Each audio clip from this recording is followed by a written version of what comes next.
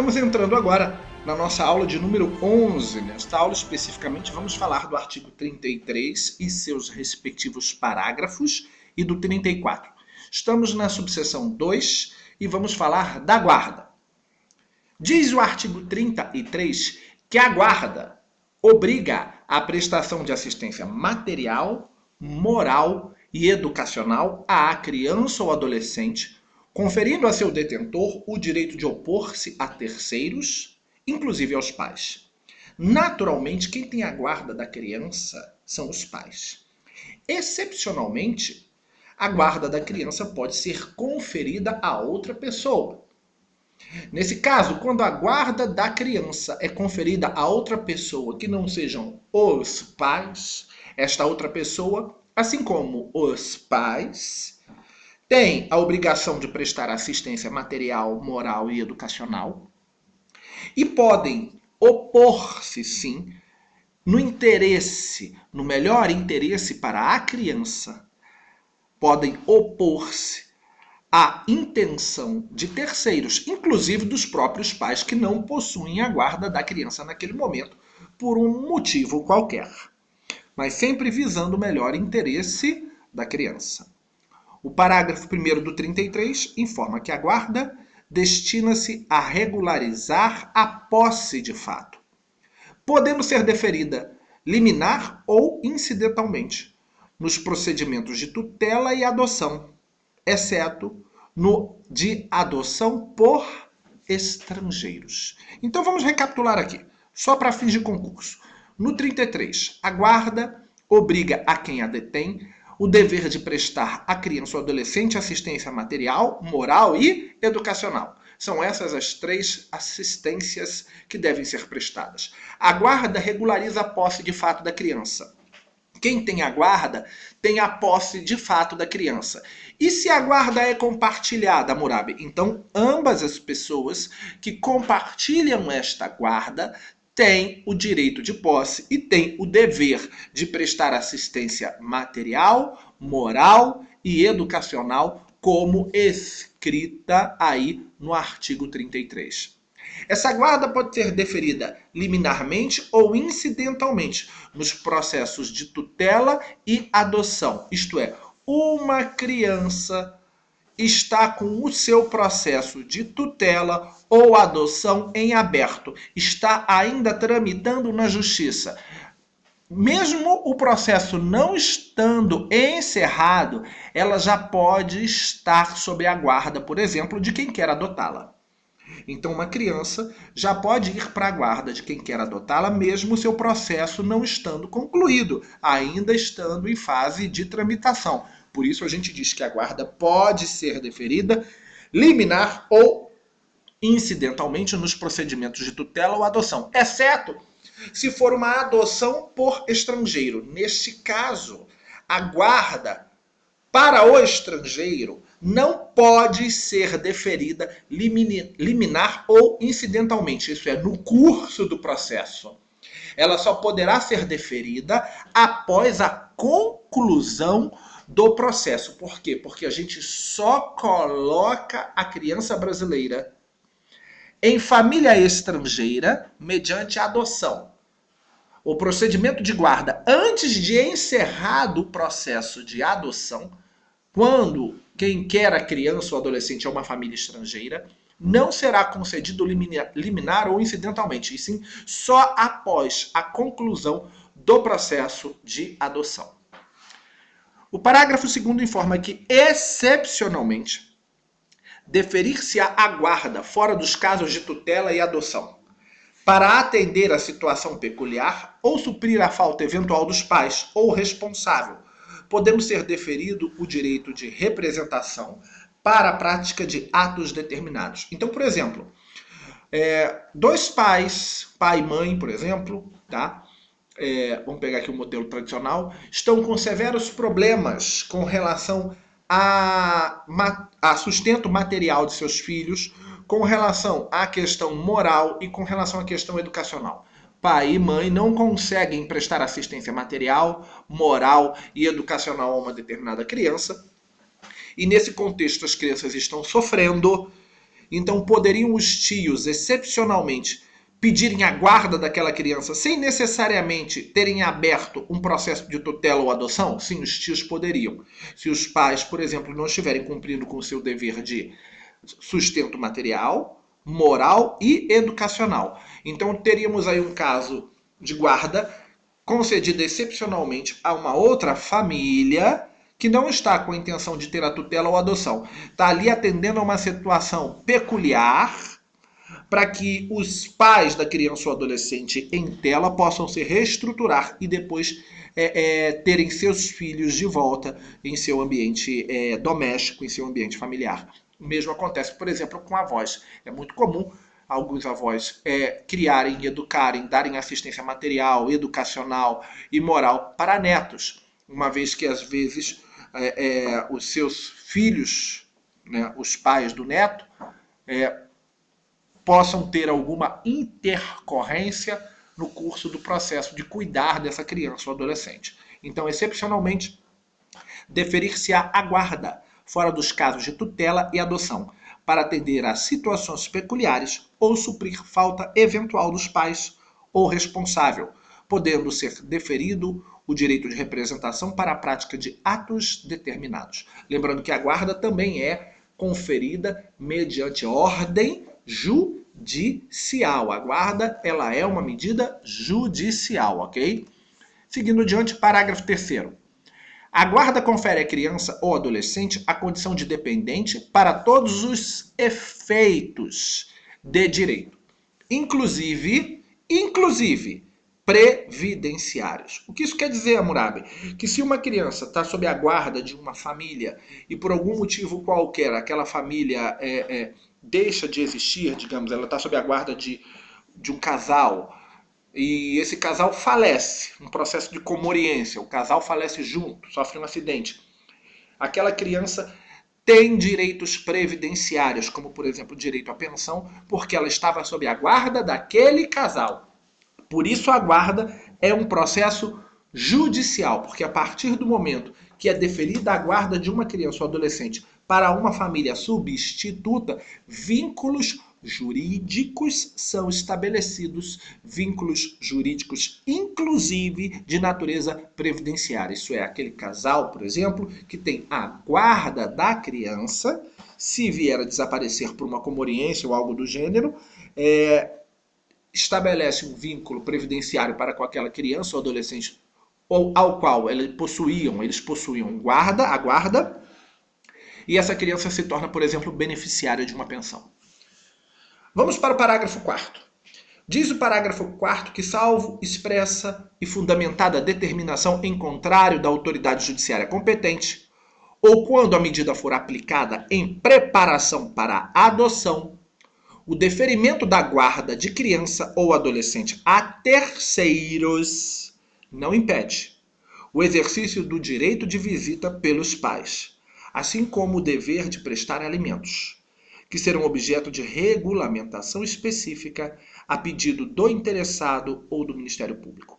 Então, pais que não possam, por um determinado momento, por inúmeras razões, honrar com seu direito de prestação de sustento, por exemplo, material, moral, educacional, e tenham aberto mão da guarda de seus filhos para tios, para avós, por exemplo, eles não estão impedidos de visitar seus filhos. E eles também não estão desobrigados de pagar uma pensão alimentícia para aquele que detém a guarda da criança ou adolescente no momento. Muito pelo contrário, eles têm que prestar uma pensão alimentícia sim. Continuando, vamos aqui para uma questãozinha que poderia ser uma questão da sua prova. A respeito da guarda, assinale a alternativa que não está de acordo com o ECA. Letra A. Vou dar um tempinho, você dá uma pausa, leia a letra A, B e C, depois eu vou mudar o slide, leia D e E e faça o seu julgamento. Vamos lá. Pronto, agora vamos para D e E.